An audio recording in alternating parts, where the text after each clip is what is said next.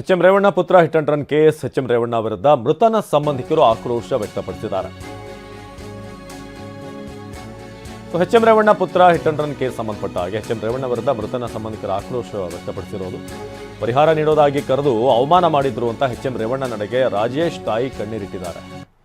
ನಿಮಗೆ ಸಾಲ ಇದ್ರೆ ನಾನೇನು ಮಾಡಲಿ, ಬೇರೆಯವರು ಮಾಡಿದಿದ್ರೆ ಹೀಗೆ ಪರಿಹಾರ ಕೇಳ್ತಾ ಇದ್ರ, 2 ಲಕ್ಷ ಕೊಡ್ತೇನೆ ಬೇಕಾದರೆ ತಗೊಳ್ಳಿ ಅಂತ ಹೇಳಿದ್ದಾರೆ ಅಂತ ಅವ್ರ ತಾಯಿ ಹೇಳ್ತಾ ಇರೋದು. ಇಲ್ಲವಾದರೆ ಎದ್ದು ಹೋಗಿ ಅಂತ ಹೇಳಿದ್ದಾರೆ ಅಂತ ರಾಜೇಶ್ ತಾಯಿ ಈ ಮಾತನ್ನು ಹೇಳ್ತಿದ್ದಾರೆ. ಸೊ ಎಚ್ ಎಂ ರೇವಣ್ಣ ವಿರುದ್ಧ ಮೃತನ ಸಂಬಂಧಿಕರ ಆಕ್ರೋಶ, ಎಚ್ ಎಂ ರೇವಣ್ಣ ನಡೆಗೆ ರಾಜೇಶ್ ತಾಯಿ ಆಕ್ರೋಶ ವ್ಯಕ್ತಪಡಿಸಿರೋದು. ನಿಮಗೆ ಸಾಲ ಇದ್ದರೆ ನಾನೇನು ಮಾಡಲಿ ಅಂತ ಕೇಳಿದರು ಅಂತ. ನನ್ನ ಮಗನಿಗೆ ದುಡ್ಡು ಕೊಟ್ಟಿದ್ದೀನಿ ಅಂತ ಹೇಳ್ಕೊತಾವ್ರಲ್ಲ, ಊರು ತುಂಬ ಪ್ರಚಾರ ಮಾಡ್ತಾರಲ್ಲ, ಅದೊಂದು ನಿಲ್ಲಿಸಿ, ನಮ್ಗೆ ದಯವಿಟ್ಟು ನಿಲ್ಲಿಸಿ. ಅದೊಂದೇ ನಾನು ಬೇಡ್ಕೊಳ್ಳೋದು, ಏನು ಬೇಡ್ಕೊಳ್ಳೋದು. ನನಗೆ ಹೆಸರು ತುಂಬಿದ್ರೆ ಮರೆಯೋಕ್ಕಂತೂ ಆಗಲ್ಲ ಸರ್.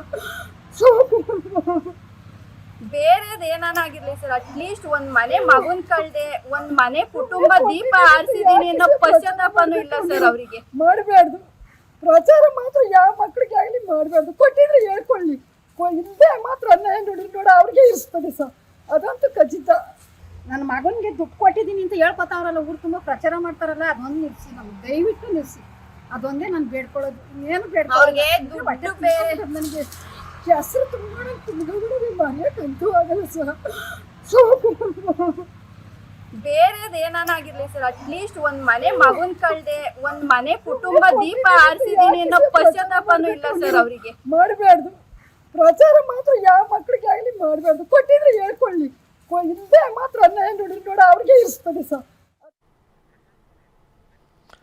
ಪ್ರಶಾಂತ್ ಈ ಬಗ್ಗೆ ಹೆಚ್ಚಿನ ಮಾಹಿತಿಯನ್ನು ನೀಡ್ತಾರೆ ದೂರವಾಣಿ ಸಂಪರ್ಕದಲ್ಲಿ. ಪ್ರಶಾಂತ್, ಏನಿದು ಪರಿಹಾರ ಕೇಳೋಕೆ ಹೋದಂಥ ಸಂದರ್ಭದಲ್ಲಿ ಏನಾಯಿತು, ಏನು ಆರೋಪವನ್ನು ಮಾಡ್ತಿದ್ದಾರೆ ಪೋಷಕರು ಅಂತ? ಅವಿನಾಶ್, ಮಾಜಿ ಸಚಿವ ಗ್ಯಾರಂಟಿ ಯೋಜನೆ ಅನುಷ್ಠಾನ ಸಮಿತಿ ಅಧ್ಯಕ್ಷ ಎಚ್ ಎಂ ರೇವಣ್ಣ ಅವರ ವಿರುದ್ಧ ಮೃತರ ಕುಟುಂಬಸ್ಥರು ಕೂಡ ಈಗ ಗಂಭೀರವಾದಂತಹ ಆರೋಪ ಮತ್ತು ಆಕ್ರೋಶವನ್ನು ಕೂಡ ವ್ಯಕ್ತಪಡಿಸ್ತಾರೆ. ಬಹಳ ಪ್ರಮುಖವಾಗಿ ಡಿಸೆಂಬರ್ 11ರ ರಾತ್ರಿ ಒಂದು ಹಿಟ್ ಅಂಡ್ ರನ್ ಕೇಸ್ ದಾಖಲಾಗಿತ್ತು. ಎಚ್ ಎಂ ರೇವಣ್ಣ ಅವರ ಪುತ್ರ ಶಶಾಂಕ್ ಅವರ ಒಂದು ಕಾರು ಡಿಕ್ಕಿ ಹೊಡೆದಂತಹ ಪರಿಣಾಮ ಬೈಕ್ ಸವಾರ ರಾಜೇಶ್ ಅಂತ ಈತ ಮಾಗಡಿ ತಾಲೂಕಿನ ಬೆಳಗುಂಬ ಗ್ರಾಮದ ನಿವಾಸಿ. ಆತ ಸ್ಥಳದಲ್ಲೇ ಕೂಡ ಸಾವನ್ನಪ್ಪಿದ್ದ. ಆ ನಂತರದಲ್ಲಿ ಕಾರನ್ನು ಕೂಡ ಸೀಸ್ ಮಾಡಿದ್ರು. ಕುದೂರು ಠಾಣೆಯಲ್ಲಿ ಪ್ರಕರಣ ಕೂಡ ದಾಖಲಾಗಿತ್ತು. ಆ ಸಂದರ್ಭದಲ್ಲಿ ಮಾಧ್ಯಮಗಳ ಮುಂದೆ ಕೂಡ ಅವರ ಕುಟುಂಬಸ್ಥರಿಗೆ ನಾನು ಸಾಂತ್ವನ ಹೇಳ್ತೀನಿ, ವೈಯಕ್ತಿಕವಾಗಿ ಪರಿಹಾರವನ್ನು ನೀಡ್ತೀನಿ ಅಂತಾನೂ ಕೂಡ ಎಚ್ ಎಂ ರೇವಣ್ಣ ಅವರು ಹೇಳಿದ್ರಂತೆ. ಹೀಗಾಗಿ ಏನು ಇವರ ರಾಜೇಶ್ ಅವರ ಕುಟುಂಬಸ್ಥರು ಇದ್ದಾರೆ, ಅವರು ಭೇಟಿಗೆ ಹೋದಂತಹ ಸಂದರ್ಭದಲ್ಲಿ ಆಕ್ರೋಶದ ಮಾತುಗಳನ್ನ ಆಡಿದ್ರು. ನೀವು ಇದೇ ರೀತಿ ಬೇರೆ ಅಪಘಾತ ಆದ್ರೆ ಇದೇ ರೀತಿ ಬಂದು ಪರಿಹಾರವನ್ನ ಕೇಳ್ತೀರಾ, ಕೋರ್ಟಲ್ಲಿ ಹೋಗಿ ಕೇಸನ್ನ ನೋಡ್ಕೊಳ್ಳಿ ಅಂತೇಳಿ ಮನೆಗೆ ಕರೆಸಿ ನಮ್ಮನ್ನ ಅಪಮಾನ ಮಾಡಿದ್ರು ಅಂತೇಳಿ ಈಗ ಮೃತ ರಾಜೇಶ್ ಏನಿದ್ದಾರೆ ಆತನ ತಾಯಿ, ತಂದೆ ಮತ್ತೆ ನಂದಿನಿ ಅಂತ ಅವರ ಅಕ್ಕ, ಅವರು ಕೂಡ ಗಂಭೀರವಾದ ಆರೋಪವನ್ನ ಮಾಡ್ತಿರೋದು. ಅವತ್ತಿನ ಸಂದರ್ಭದಲ್ಲಿ ನಮಗೆ ಒಂದು ಭರವಸೆಯನ್ನ ಕೊಟ್ಟಿದ್ರು, ನಿಮ್ಗೆ ಏಕೈಕ ಮಗ ಮಾತ್ರ ಇದ್ದಿದ್ದು, ಆತ ಮಾತ್ರ ದುಡಿಯುವಂಥದ್ದು, ನಿಮಗೆಲ್ಲರೂ ಕೂಡ ನಾವು ಪರಿಹಾರವನ್ನ ಕೊಡ್ತೀನಿ, ನಿಮ್ಮ ಕುಟುಂಬಕ್ಕೆ ಆಶ್ರಯ ಆಗಿರ್ತೀನಿ ಅಂತ. ಆ ರೀತಿ ನಾವು ಅವರಿಗೆ ಪರಿಹಾರ ಅಂದ್ರೆ ಅವ್ರ ಹತ್ರ ಹೋದಂತ ಸಂದರ್ಭದಲ್ಲಿ ಮನೆಗೆ ಕರೆಸಿ ನಮ್ಗೆ ಸಾಕಷ್ಟು ಅಂದ್ರೆ ಅಸಮಾಧಾನವನ್ನು ವ್ಯಕ್ತಪಡಿಸಿದ್ರು, ಅವಮಾನಿಸಿದ್ರು ಅಂತೇಳಿ ಆರೋಪವನ್ನ ಮಾಡ್ತಾ ಇದ್ದಾರೆ.